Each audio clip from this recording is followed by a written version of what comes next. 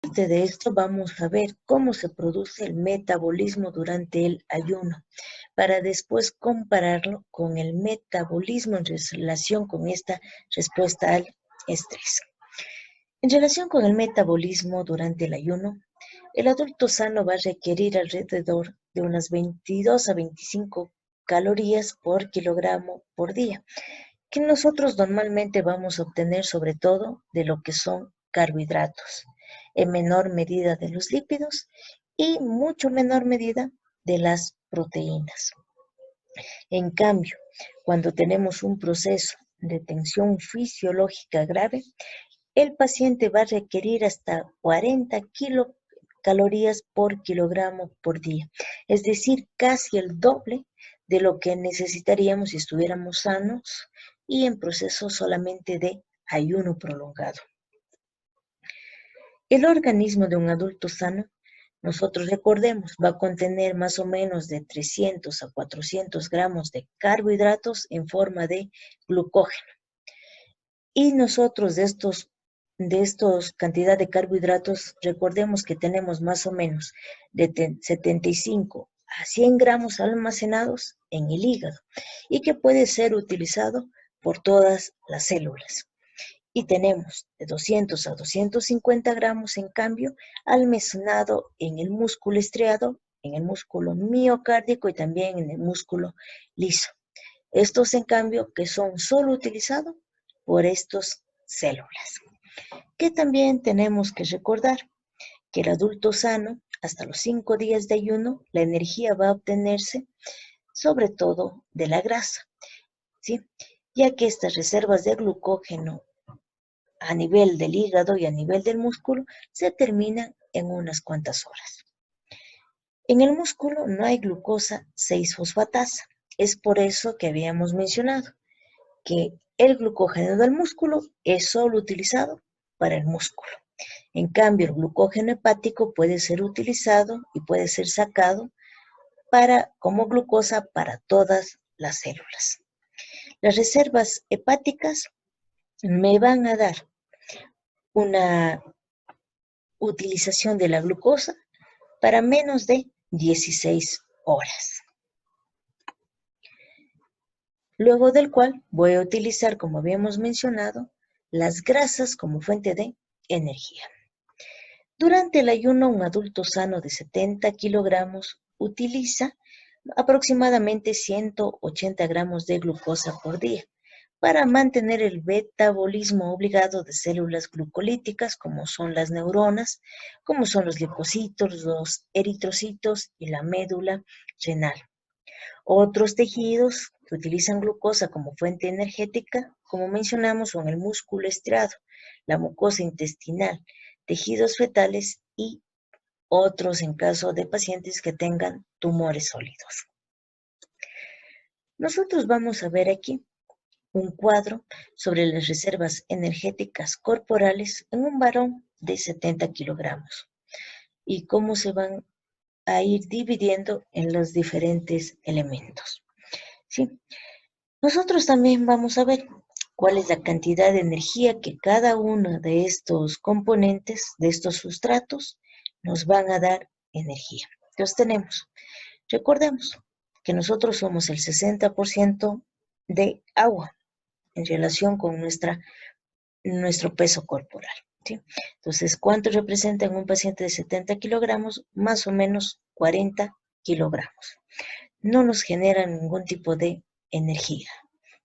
Luego tenemos las proteínas. En relación con nuestra masa corporal representan 6 kilogramos. ¿Cuántas energías vamos a tener de almacenamiento en relación con estas? Nos van a dar 24,000 calorías almacenadas. ¿Cuántos días están disponibles? 13 días. Pero recordemos que las proteínas en general no son una fuente de energía, a no ser que los otros sustratos que son grasas y que son glucosa, como glucógeno o glucosa propiamente dicha, sean utilizados. Luego tenemos el glucógeno. ¿Cuánto representa de nuestra masa corporal? Apenas el 0,2 kilogramos. ¿Sí? ¿Cuánta energía nos van a dar? 800 calorías. ¿Cuántos días de disponibilidad? Habíamos dicho que solo nos dura horas. 0,4 días de disponibilidad. Es decir, que en menos de 24 horas, estas reservas de glucógenos finalmente ya se han agotado. Luego tenemos las grasas, que van a representar más o menos 15 kilogramos en relación con este paciente de 70 kilos. ¿Cuánta energía nos representa? Mucha energía. 140,000 calorías, que pueden durar o estar disponibles hasta 78 días. ¿Sí? Entonces nosotros tenemos que a partir de estos pesos, nosotros con estas características de este paciente, tendríamos una disponibilidad energética de hasta 91 días. ¿Sí? Nosotros también vamos a ir viendo cómo se van consumiendo estos elementos en relación con el oxígeno que van a requerir. Por ejemplo, la glucosa va a requerir oxígeno, litros por gramo, de 0,75 litros por cada gramo de glucosa que vamos utilizando. Y me va a generar una misma cantidad de dióxido de carbono en relación con la utilización de este sustrato. Es decir, que vamos a tener un cociente respiratorio de 1. Es decir, que utilizo la misma cantidad de oxígeno y voy a producir la misma cantidad de dióxido de carbono. ¿Cuántas calorías vienen a partir de la glucosa? Vamos a tener 4 calorías. Este sustrato es el que más yo consumo y el que más voy a utilizar, siendo que yo necesito de 7,2 gramos por kilo por día. También voy a tener los lípidos. Estos van a consumir mayor cantidad de oxígeno para poder ser utilizados, ¿sí? Aunque voy a producir un poco menos cantidad de dióxido de carbono. Voy a consumir 2 litros por cada gramo de lípidos que yo consumo y voy a producir 1,4 litros de dióxido de carbono. Esto me deja con un cociente respiratorio disminuido, es decir, que utilizo más oxígeno que lo que estoy produciendo dióxido de carbono. Si bien es cierto, los lípidos, las grasas me dan más calorías, yo no puedo consumir a través de la dieta tanto lípido, ¿sí? Así que las necesidades diarias recomendadas para lo que son lípidos van a ser 1 gramo por kilo por día. Luego, ¿qué tengo? Las proteínas. ¿Cuánto consumo de oxígeno? 1 litro para la utilización de proteínas. ¿Cuánto produzco de dióxido de carbono? Menos cantidad, 0,8. Es decir, también tengo un coeficiente respiratorio disminuido de 0,8. ¿Cuánto me dan de calorías? Me dan 4 calorías. Pero el consumo de proteínas es menor, es de 0,8 gramos por kilo por día, ¿sí? Entonces aquí vemos cómo los diferentes elementos metabólicos yo voy a ir consumiendo y cómo estos van a representar variaciones en la cantidad de oxígeno y de dióxido de carbono que voy consumiendo y que voy produciendo. Y que después vamos a ver cómo se altera en caso del estrés quirúrgico.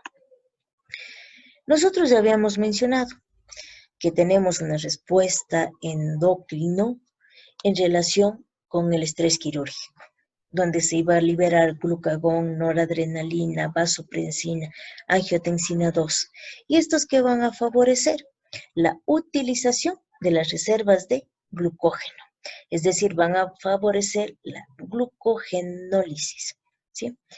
Durante el proceso del ayuno que estamos hablando. Aunque el glucagón, la noradrenalina y el cortisol favorecen directamente la gluconeogénesis, la adrenalina y el cortisol también van a favorecer la desviación del piruvato que se produce por la fragmentación de la glucosa, ¿sí?, hacia lo que es también la gluconeogénesis. ¿Todo esto para qué? para obtener mayor cantidad de sustratos metabólicos para obtener energía finalmente. Nosotros también sabemos que a medida que nosotros vamos consumiendo los recursos, vamos a ir utilizando una cantidad de oxígeno determinada. Y si vamos consumiendo mucho oxígeno, vamos a pasar desde un proceso aeróbico hacia un proceso anaeróbico, ¿sí? En donde se va a ir formando también elementos de lactato. Y este va a ser liberado mediante glucólisis a nivel del músculo estriado a los eritrocitos y los leucocitos. Lamentablemente, si utilizamos mucho este metabolismo anaeróbico, vamos a tener como consecuencia liberación de ácido láctico y por lo tanto la posibilidad de una acidosis, ¿sí? Como parte de estos procesos. Aquí vemos este ciclo de Krebs y vamos viendo cómo proteínas, como otros polisacáridos y como los lípidos finalmente pueden entrar al ciclo de Krebs para obtener la mayor cantidad de energía posible. En cambio, recordemos que en la etapa anaeróbica no obtenemos tanta energía y obtenemos mucho, como dijimos, producción de ácido láctico con la consecuente acidosis. Nosotros en relación con este ácido láctico vamos a tener que la producción de lactato en el músculo estriado es insuficiente para mantener las necesidades de glucosa sistémica durante el ayuno de corta duración. Por lo tanto, cada día también deben degradarse cantidades significativas de proteínas, más o menos 75 gramos por día para un adulto de 70 kilogramos, a fin de proporcionar sustratos de aminoácidos para la gluconeogénesis hepática, ¿sí?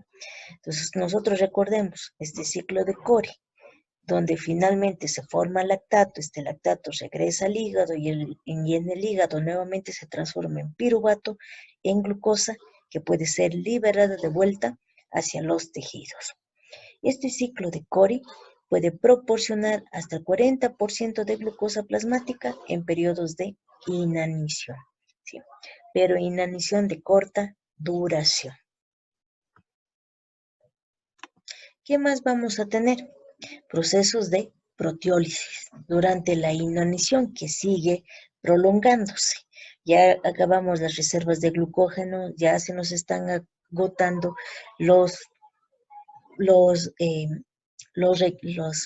recursos de ácidos grasos, entonces vamos a empezar a utilizar la proteólisis durante inaniciones ya más prolongadas, que es consecuencia principalmente de la disminución de ¿qué? De la insulina y también el incremento de la liberación del cortisol. Porque recordemos, si nosotros estamos en un proceso de ayuno prolongado, vamos a tener una disminución de la glucosa, una disminución de la insulina. Y la insulina es muy importante para la generación de nuevas proteínas. Entonces, sin insulina, nosotros no vamos a poder armar nuevas proteínas. Y lo que vamos a tener como consecuencia es la proteólisis. Esta proteólisis también se asocia con un incremento ¿de qué? De la excreción urinaria de nitrógeno, de cifras normales de 7 a 10 gramos por día, hasta inclusive 30 gramos por día o inclusive más. Aunque la proteólisis durante la inanición ocurre principalmente a nivel del músculo estriado, también vamos a tener desdoblamiento proteínico de órganos sólidos, ¿sí?